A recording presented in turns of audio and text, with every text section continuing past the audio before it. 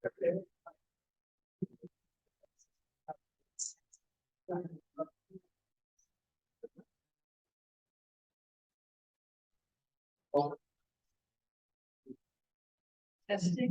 testing.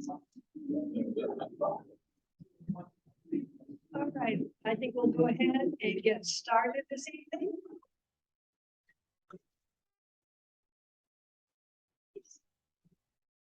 All right.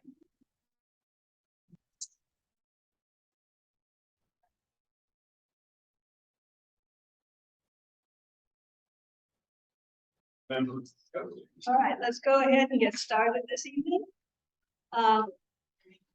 My name is Lynn Johnson, you all know, I guess, but anyways, this is the 7th out of 9 of our MX series for the fall on various vulnerable community groups in Fort Collins. And tonight we have Michele Marquitz. That's great. That's great. Okay, sorry. Answer. From the food bank. She is the program director over there, and she's going to come speak to us about food insufficiency and deserts and all sorts of issues. So I'm going to turn it over to her right now, right after I say thank you to both Doris and Brenda for putting that in.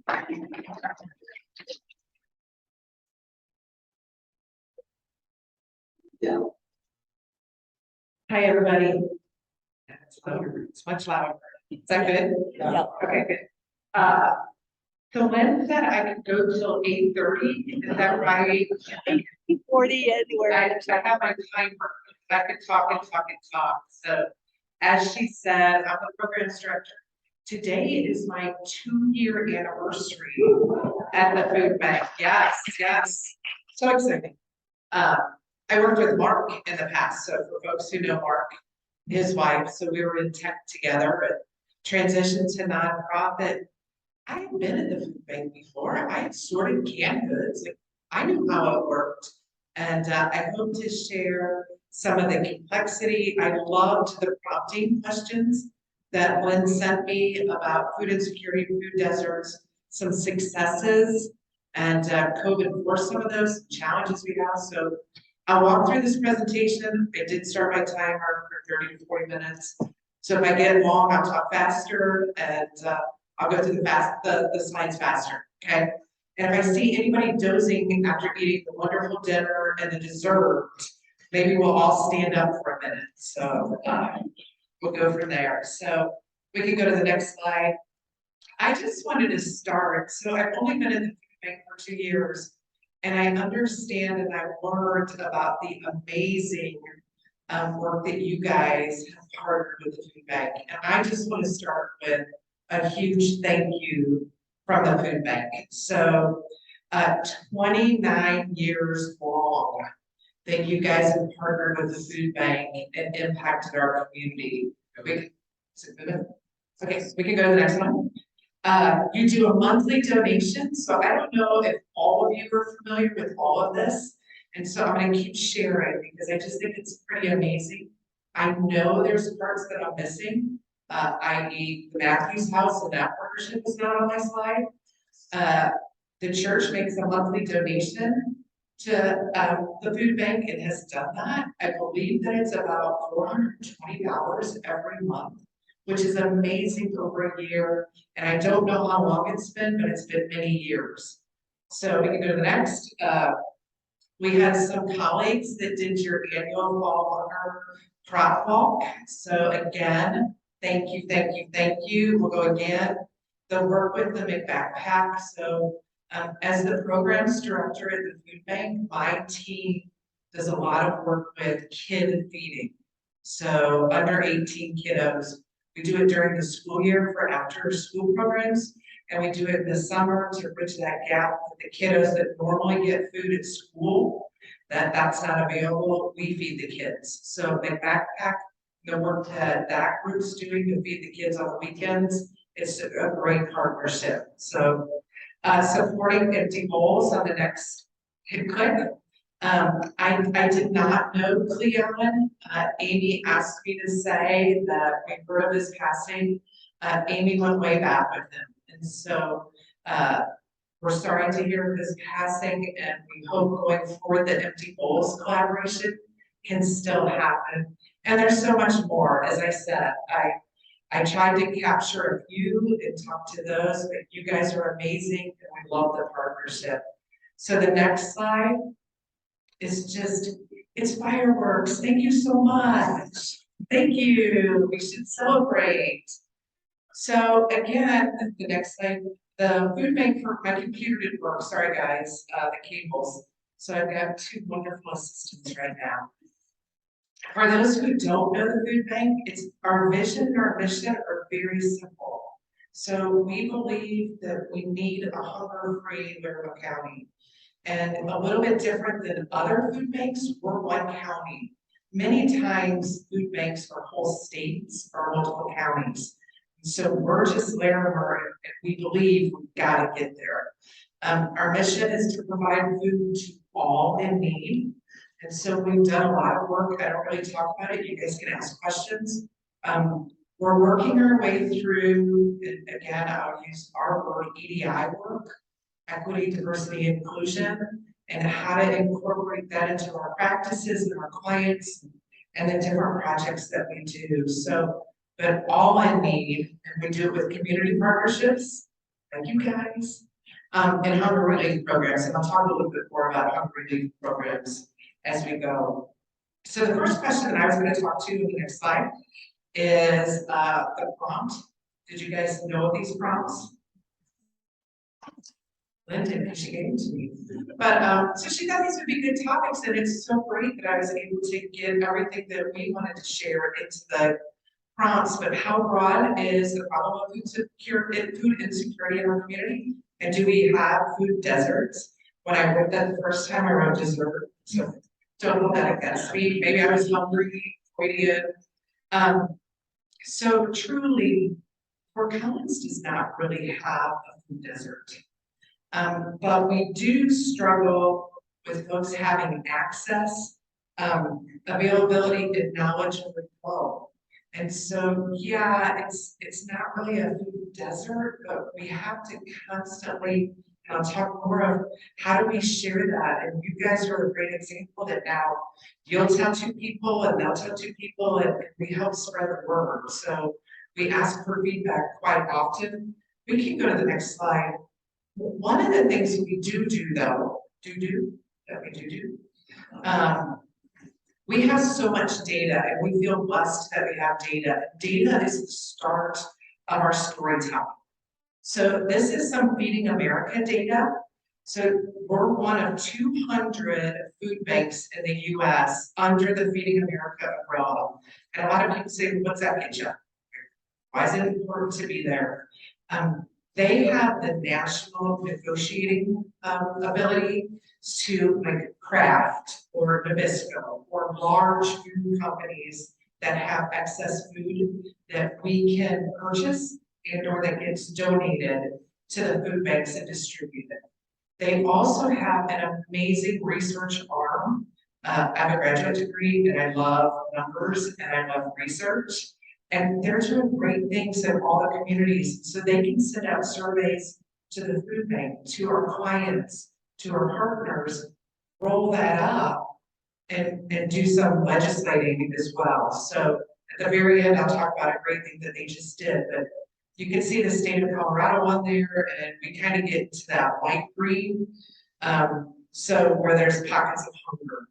Another resource that we have on the next slide is actually we participated in a health, so Feeding America offered a health care community of practice, we call it HICCUP, where food banks across the US got together to talk about food as medicine. There was a very large EDI aspect to it, and how do we partner food as medicine? How do we partner nutritious food, which was another prompt that Linda helped give us. By participating in that, we have access to this policy map that is crazy amounts of data. I wrote some down for a few. You can sort by food, you can housing, health, education, age, schools, transportation. I bet $1 that I might have in my purse that if you said, can you sort it, can you parse the data by, the answer is going to be yes. So it's a national organization. They have researchers that keep putting new data in as it becomes available. So this one just shows Larimer County on the next one. Actually, so you can go. Part of the next one gets more color coded. And so you can see that orange, which is an area of very high food insecurity. The colors all mean something. You can see on the right, like it would be backwards, fine. It'd still be the right, I think. The color coding and all of that represents stuff. So I know you couldn't see it. We're glad to share if you want any of this area or where some of your parishioners live, that you want to see the data, we can mice index it however you'd like to see it. It tells snack retailers, it has ethnic, I talked about distance to schools, education level, access to a grocery store, and transportation sites. So there's almost 33,000 food insecure folks in Larimer County. So it's about 1 in 10. So if you just want to kind of frame that as far as, while we don't have food deserts, we do have folks who are food insecure, and how do we help them? Here's an interesting little tidbit. We do have clients on almost every street in Fort Collins. So I think the message that we have to convey is it spans all socioeconomic levels. So it's not just low income folks that are food insecure, and COVID with layoffs and work and everything. It could be 1 in 10 in this room. And what do we have, about 20 or 30? So I mean, 3 folks could not know where their next meal is, and or have had to skip a meal in the last 7 days because they didn't have food. And so it's just everywhere. And so we talk a lot about stigma and being sure, like, how do we break those barriers? People who are hungry, we want them to have food, but we want it to be nutritious food. So next up. Second prompting question, some of the issues that vulnerable individuals face in meeting nutritional needs, and how are we working to meet those needs? I love talking about this because I sorted canned goods, so I know how the food bank works. Right, already said that, but there's so much to it. So on the next slide, so our fiscal year is July to June. So July 2021 to June 2022 was our fiscal year 2022. And we rescued 8.2 million pounds of food from grocery stores and sites that have food. And so our clients benefit from it because it's fresh. It was just on a grocery store shelf. They have too much. And so we bring it back and we get it distributed very quickly. We have drivers that go to You Pick It, Sam's, Lucky's, King Soopers, all of them, Safeway, all of them, Trader Joe's, and pick up the food, bring it back in a refrigerated truck so that it's food safe. And then we distribute it to either Fort Collins with the Fresh Food Share or Loveland, we have a Fresh Food Share. 36%, and I think we need to talk about this, and this, if you remember nothing else, tell your friends. 36% of the food that we distribute is fruit and vegetables. We used to say fresh, but it's not always fresh. However, everybody knows in this room, right, that when it goes into a can, it's fresh. So it just gets processed so that it'll last longer. When it gets frozen, it's fresh. So it's fruits and vegetables is very important to us. We're in a tough time of year right now. For anyone who likes to cook, say, pumpkin soup or use acorn squash, a lot of us, myself included, didn't grow up with that. And so folks at our Fresh Food Share, I don't know what to do with it. What do you do with it? Like, my kids might not eat it, so we also try to help share different things that we can do. And then also to hit nutritional needs, SNAP. So the Supplemental Nutrition Assistance Program, it's the old food stamps. I was on a phone call today and they said, when do we get to quit saying it's the old food stamps? But I think that's what most of us remember. It's an EBT card, it's a debit card. So I go through the grocery store line and I swipe my credit card, and someone who's receiving those benefits swipe their card, and they'll stay on, right? So we have a team, my team, that does benefit outreach, and so we'll go to many different locations and help people apply for SNAP. So in that FY 2022, we distributed, or we helped people with 2,900 SNAP applications. And we might go to a fair, we might go to a location. One I like to talk about is in Loveland. Once a month, we'll go to the Loveland Courthouse, and first-time offenders that are given a second chance have to meet with somebody on my team to talk about if they're eligible for SNAP.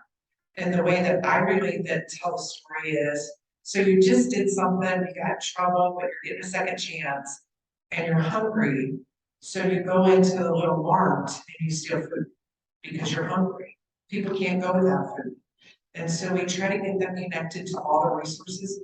If we're talking to somebody and we get them signed up for SNAP, we make sure if there's other public benefits that they're eligible for, that we talk about that. So WIC, we can sign people up for LEAP, which is the utility assistance. We can do cash assistance, which is called TAMP. And I always forget what those four letters stand for, so I'm sorry, but it's cash assistance. So we're self-learning. We can help with Medicaid, Medicare, and we also go to senior housing every other week. It depends which side it is, but my team wants to be out there talking to people, helping them so that they can get nutritious food and can be sustainable. On the next slide, another little secret, and so that's why I'm so excited that we get to keep spreading the word. So in FY 2022, we distributed 1.6 million pounds of food. I like to talk about meals because I don't really know what 1.6 million pounds looks like, but it's a lot of pounds. So I'm not quite sure exactly how many meals that was, but it was a lot of meals. Via our Nourishing Network. So our Nourishing Networks is McBackpack. Did I say Kids Pack earlier? I did. McBackpack, which you guys are familiar with, is an agency of the food bank. And so the agency comes out and does the shopping. So they know Catholic Charities is a great example. They fix meals. So they're looking for food that they can make a chili, or they can make a corn squash soup, or whatever they want to make. And they come and get the food for free. During COVID, we made them schedule appointments so we could do the distancing, 6 feet, etc. We're keeping it. It works nicely. It's not as chaotic. It's not so crowded. It's not a big space. So there's snack distribution, congregate meals, as I said, cafeterias, and a lot of pantries. And we help them through, when COVID was happening, PPE sourcing, as well as diapers. If we go to the next slide, there's a sampling. We have over 100 agencies that distributed that 1.6 million pounds of food. And so you might see some up here.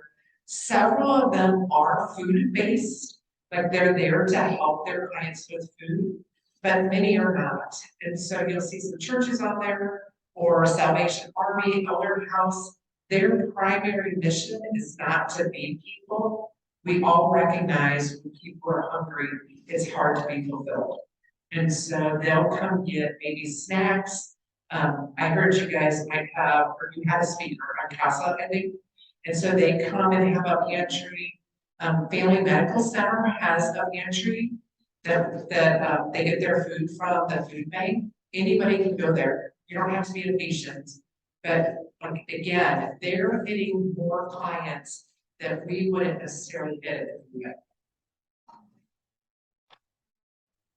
Still looking? Desserts not making you tired? All right. The next prompting, what are some successes? And I just have to say personally, this was such a great prompting question because we're always looking at what do we need to do, like what can we do better? And it's fun that I got to share with the leadership team and my team, and here's some of our successes. So on the next slide, you'll see, were you guys aware that we do have 2 fresh food shares with client choice? So it's a shopping format. You can get a cart when you come in and you walk around, and you decide what you want. They're open 5 days a week. During COVID, we went to 5 days a week, but it was 3 days in Fort Collins and 2 days in Loveland. Now we're 5 days in Loveland or Fort Collins. People can go to either one. The south side of Fort Collins, it's kind of closer. It's equal to Loveland and the Fort Collins food share. So you can do whatever you want. And then we do mobile pantries. And those are drive-through models, and you can see this particular one's at Hooter High School. So you can see that there's a lot of students that volunteer. The global leaders at Hooter High School actually are taking over that mobile. We'll still bring the food, but they're going to coordinate the volunteers, the marketing, the spread the word. And our mobile pantries are always twice a month. So we have one the first and third Saturday, the second and fourth Saturday, and the second and fourth Sunday at a different facility, and then the first and third Thursdays for high school. And so all of it's on our website. I brought cards if you guys need cards, but really trying to maintain that dignity. And Hooter High School started those maps that I showed you, the policy map and the map, the meal gap, that all showed a high need right there at Hooter High School. And so we said, cool, let's go do that. The next slide, has anybody been to our fresh food share before? Okay, that's fine. So I stole this slide from a coworker, but what does a fresh food share look like? So this was an amazing day this past summer, and we had so much fresh produce that came out. They took this picture on Thursday, and by Saturday, all of it was gone. And so people are looking for that nutritious food, and I think that's important to remember.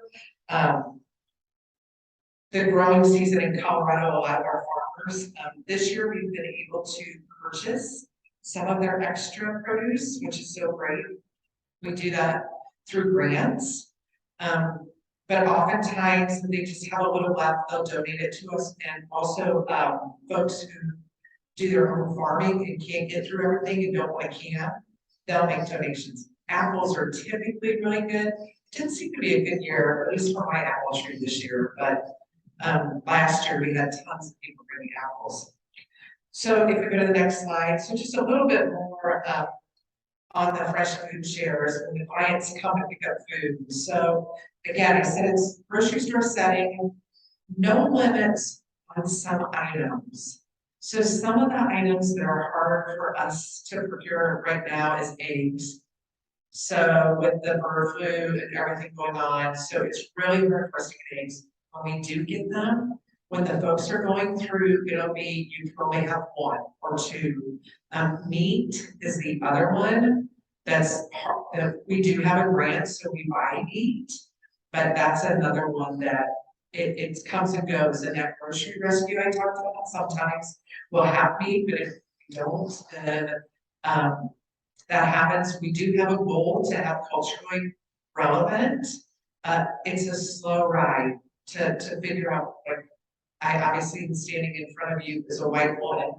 What would that look like? What do we need to do? So we leverage other food banks. Food Bank the Rockies has done a ton of work on culturally relevant, and no need to recreate the wheel. We're good. So on the next slide, another success is our nutritious kitchen. I'm doing the presentation, so this is my team. So you get to see me call that a success. So we partner with Volunteers of America. We make those meals that are on the top. I call them the lean cuisine meals. So they're nutritiously valued meals, and they distribute them. So the Senior Center, Chilson, Loveland, all of their Oak Brook 1, Oak Brook 2, there's a lot of sites that they distribute that to.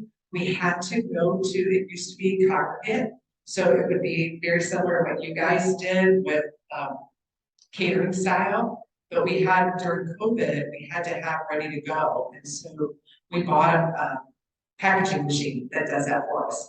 After school meals and snacks we do, summer breakfasts, summer lunches. So 2021 was a huge year for us right after COVID. And the kids, if you remember, were kind of in school, out of school, in school, out of school. So we did over almost 208,000 meals and snacks for kids in that year. And in 2022, that just ended in June for us, we did over 342,000 meals and snacks. And half of those were in the summer, which is really June and July. We do a little bit at the last of May, do a little bit at the beginning of August, but it's really about 155,000 in the summer. So we're always using those maps to look for low income and also what worked for us last year, what didn't work, partners. We tried Birth It last year, we're not done. We'll find the right site to distribute meals and Birth It, but sometimes the numbers don't reflect, but those kids who get it, it's very impactful. A picture on the next one is everyone likes to see pictures of kids.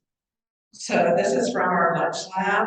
We have a big food truck and it's purple and it says launch on it and it's a rocket and we scratch off the A, so it's the lunch lab, but we don't brand it for the food bank. Again, stigma, I'm talking about stigma. So yes, but you should come see it. There's bubble machines and music and activities. So lots of wins, lots of successes, still a lot of work to do. So the next slide we'll prompt is any new challenges that we're working to address or new ways of meeting new ones. And I summarize it with oversimplifying it, and I think you guys can appreciate that that's the best way to feed it to people. On the next slide is really we need to educate, continue to minimize the stigma and connect to people. And so we've done several listening sessions, like what do people need? We did a session all in Spanish for Feeding America to talk about why people do get SNAP or what they need or why they won't get public benefits and what are those barriers. And so that rolled up to a national report that came out from Feeding America. So we're able to get involved. We need to be educated so that we can do better. The stigma of, especially with kids, they don't want anybody to know they're hungry. And so, and yet they're not going to do well on the tests if they don't have food. And so how do we balance that? The bottom picture there is, we received a grant from Walmart in 2021. And so it's all decked out with the food bank and SNAP and our 1-800 number and get a hold of us. Like, so now it's kind of a rolling billboard for us to try to get that word out there to connect to people, even if we're not at the sites. So part of that grant also gave us software. So now if you go to our website and put in that you need assistance, it'll let you schedule your own time on the calendar of when it works for you. So we work pretty much 8 to 4:30, but you don't get off till 5, or you've got a 15-minute lunch break. So we'll talk to you during that 15-minute lunch break. So we've seen our conversations go up significantly. And we just keep trying to be the kind people that people want to talk to. And so when we're hiring, we really look for who's going to connect with folks. My team, I have 3 people on my team, 2 are bilingual for the outreach portion. And so that just gives us a different level of flexibility. So if we go somewhere, there's bound to be out of the 3, at least one that can speak Spanish. So that's cool. The next slide is, you're good, it's all good. Nutrition education. And so Cooking Matters is a national program that we actually have a registered dietitian on our staff that is part-time, 50% on Cooking Matters. And it's really focusing on parents and caregivers of kids 0 to 5 years old to give them skills and knowledge that they can instill with the kids, and it continues generationally. And so we partner with PSD Head Start, Towson School District, House of Neighborly Services. We actually are extending an offer tomorrow. She doesn't know that, but we finished the interview today. But we had a bilingual individual that went to CSU, and she moved back home to Grand Junction with her family. She was bilingual. And so now we've got a replacement coming in, and what a gift to our community. So we can teach it in both languages virtually. There's a way that you can set up, I don't know how to do that, but my team does. And so we can really get that going out. And then we also talk about ways to save money and still be nutritious food. So, and the next one, I kind of talked through my outreach team. But one thing that happened during COVID is we received approval for one of the big steps that you have to do is you have to acknowledge that what you've said is true. And so there's telephonic recordings now. So we have 5 questions that we ask you after we take all your information, and then we upload it to the state. So then you're done. I went and looked at the SNAP application. It would take me 2 hours because I would read everything. I want to be sure, like, I don't lie and I don't want to do something wrong. My team can typically get folks through the application in 10 to 12 minutes. So it's such a savings, we just keep saying, let us help you, let us help you. So, you guys are right across from the university, so I would think that you're familiar. An amazing aha moment for me. So as I said, I did a grad degree and I walked around campus. I never thought that some of the students I was walking by were hungry. I knew they had student debt because we talk about that all the time, right?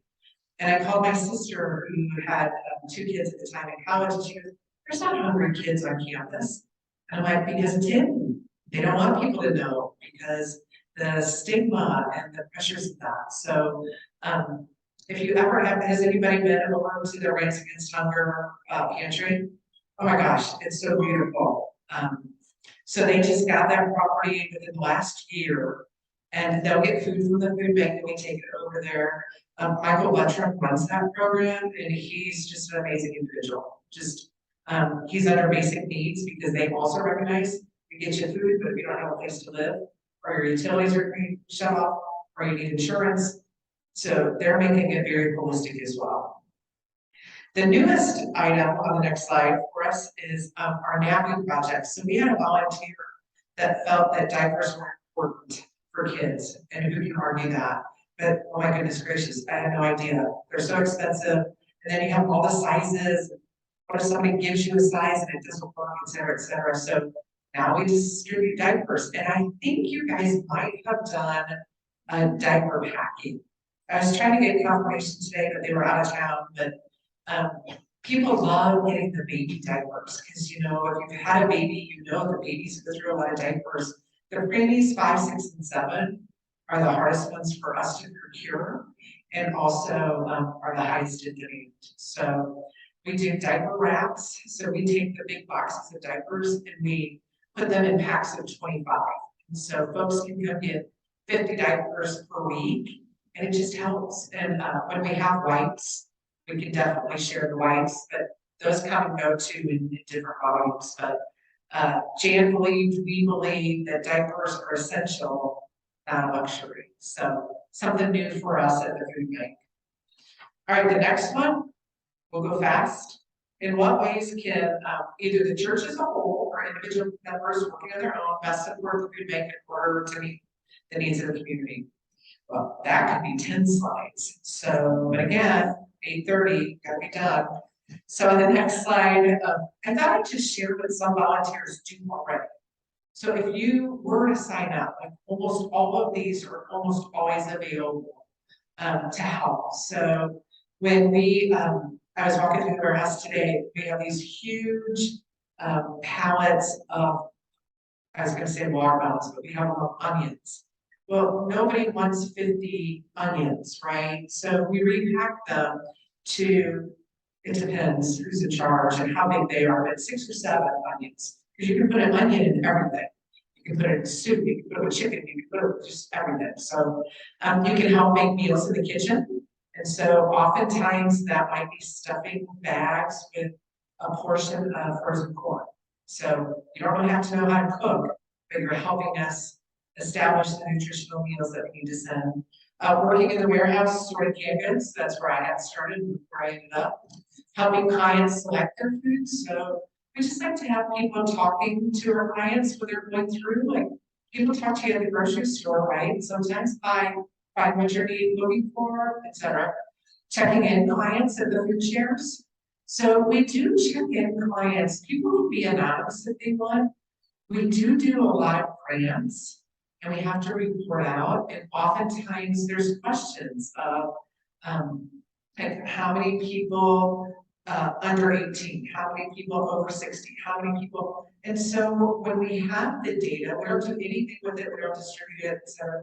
But it helps us with grants. I like to talk about it. It also helps identify areas of need. So what if there are a lot of people coming in under 18 or a lot of college kids? Maybe we should focus on that to get them help. But if you say anonymous, you can still get food. So staging produce and bread stands, that's in the actual food shares.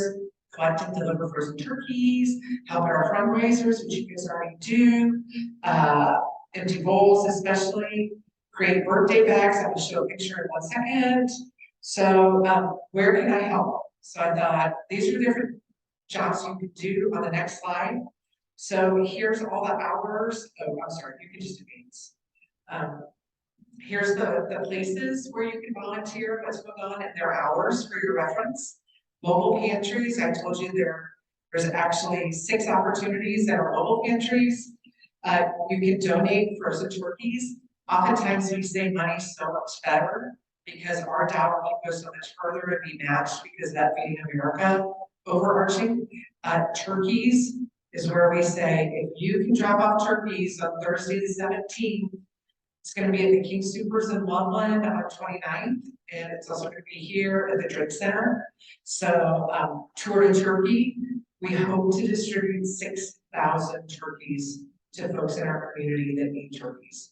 So in Larimer County, so there's a huge need. The picture, so the next slide or the next like 2 more clicks.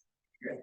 So I didn't even know about this till I started asking around, but birthday bags, never thought about that. But if you're going through the Christmas food share and you have a young child that has a birthday coming up, buying a cake or frosting or candles, stickers, sprinkles might not be in your budget. And so this little boy, they actually took a picture of them and got a waiver that could use this picture. But how fun is that? Like kids, even if your family's food insecure, you should still have the ability to have a birthday party. And so we love those and it's fun. So in closing, next slide. All right. I hope I've given you an overview of some of the things that maybe you didn't know of what we're doing and the work that we're trying to do here in Larimer County. It's constantly evolving. So we work under, my team works under a lot of waivers right now, and last Friday we learned that one of the waivers is we understood it might not be how it is. So we have another call this week. What's that mean, and what's it mean for our clients? And so it's constantly evolving. Food insecurity support, it's messy, and yet it's so purposeful. Like we have to keep doing that. With our vision to have a hunger-free Larimer County, food insecurity, we need to keep asking the hard questions and keep doing the work to try to eliminate food insecurity. Lots of ways to get involved to show those, and we can all keep fighting the fight to create that hunger-free Colorado. So my last slide is a huge thank you for all you guys do as individuals for wanting to learn and as members of First Presbyterian Church to make a difference in our community. I do have just, I'm not going to talk to them, I put them in the pack, but the White House just did a conference on hunger, nutrition, and health. It's the first time since 1969 that they've convened. The video that's in the blue there that you can run is 9. Oh, I can see it here, but I guess it's one more slide. There's 2. There we go. It's a 9-minute slide. What came out in 1969 was food stamps and WIC and awareness and friendly. If you watch this 9-minute video, it also shows how diversity kind of started. It was just a really slow start from the get-go. So these are the 5 pillars. I'm not going to read them, but you guys can see them. And I also have a link on in the notes. There's a 44-page report of the strategy that they want to do and the work that they want to have done by 2030. So that's it. Questions? Hard questions? If I don't have the answer, I promise I'll get it and I'll give it to Lynn. No questions? Yeah. So the question is there a particular age group that's impacted by hunger? I would say no. I would say no. We see it all over the spectrum. I'll just twist your question just a little bit. I find that we have a benefit outreach person dedicated to seniors, and seniors are probably the ones who will say, I don't need it. Somebody else needs it more than I do. And there's plenty to go around with SNAP benefits and any food that we have. So, but I think the young folks is the stigma, and they don't want their friends to know. And so that's really hard. So I don't think there's any age group. Yeah, good question.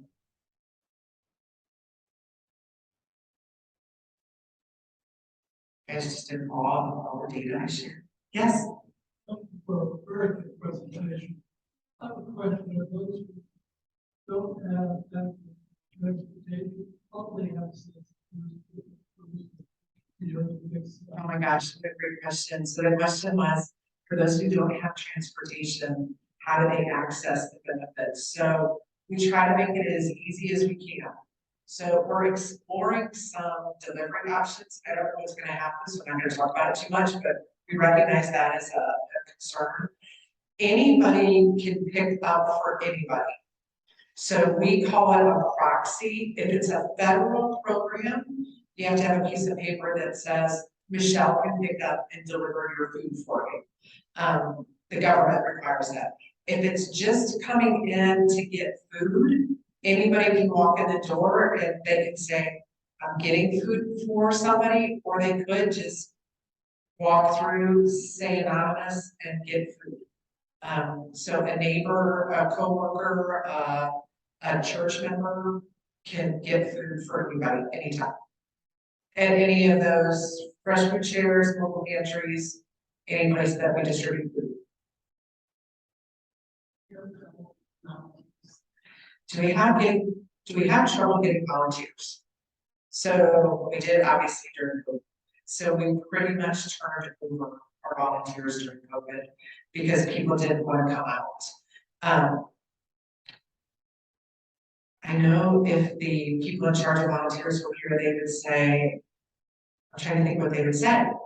We can always use more volunteers, but we don't necessarily, we also take groups of volunteers. So if you guys wanted to get 8 or 10 people, we can accommodate that at any of our facilities.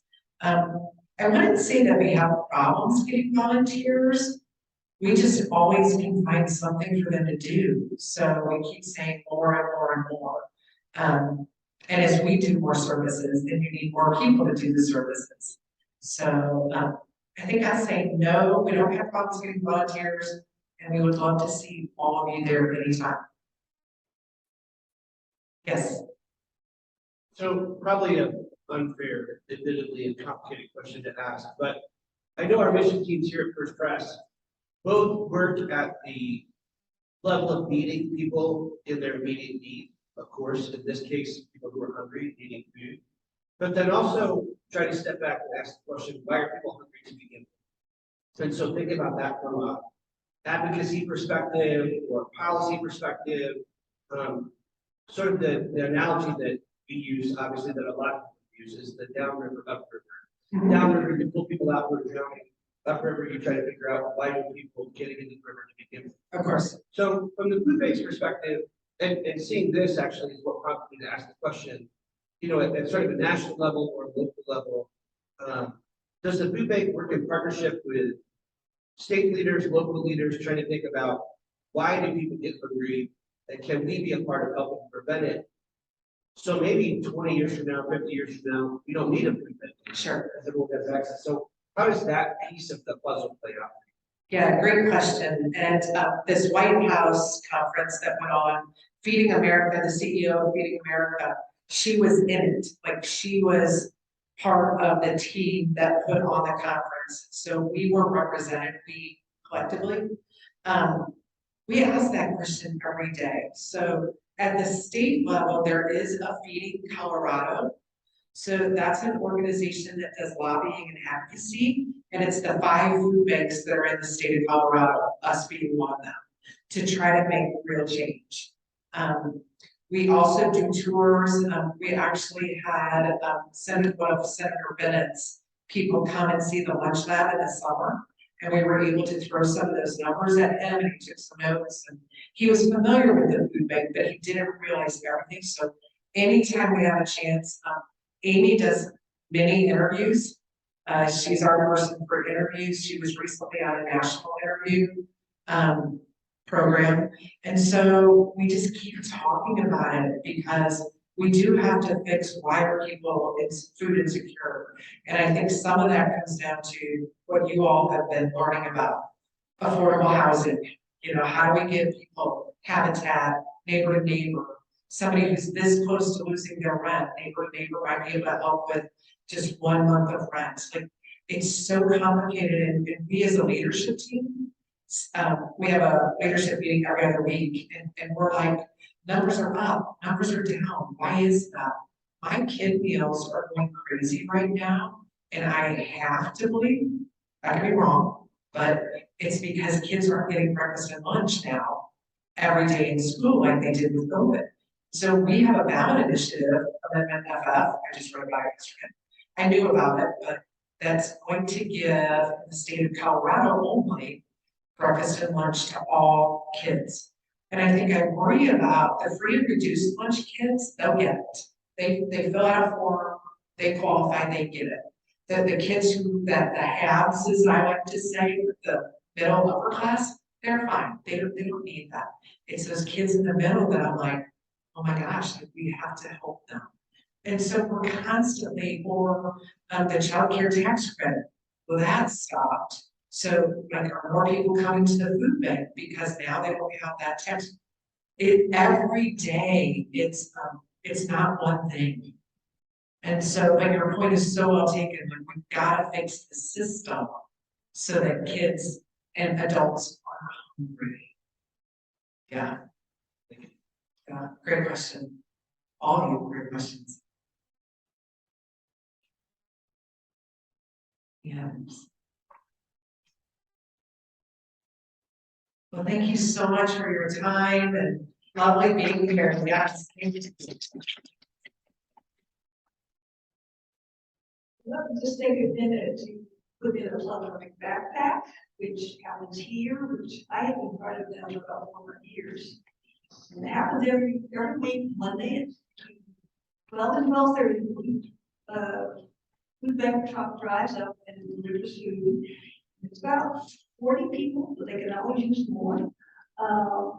That assemble, and it's kind of split. There are some people from our church, but there are also a lot of retired teachers who come. And the food gets laid out on long tables or long tables like that, and they in a certain order, and just walk through and we pack the bag, and they'll say we need 2 tunas, 1 soup, and 3 cereals or whatever it is this week. And last week, I think it was like 149 bags they packed, and something like that. By the end of the year, it was close to 400. It goes up as the year goes. And basically, the whole process takes, by the time the food gets here, between 12 and 12:30, you're done like 15. So it's only about an hour a week, but it's right here. You don't go anywhere else. Well, once again, we'd like to thank Michele.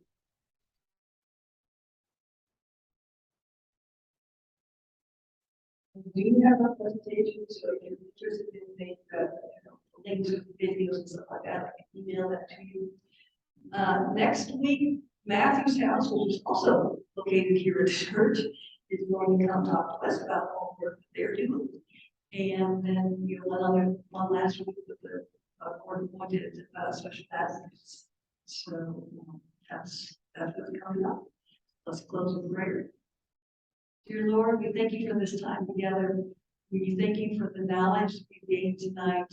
Help us to know how we can help these old people in our community. In Christ's name, we pray. Amen.